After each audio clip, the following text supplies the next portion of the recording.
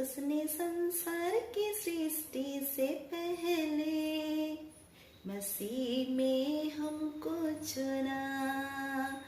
उसने संसार की सृष्टि से पहले मसीह में हमको चुना,